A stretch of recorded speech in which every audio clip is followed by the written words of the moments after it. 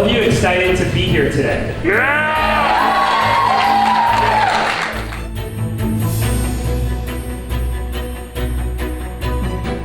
I'm excited as well to see what's about to happen out in the court.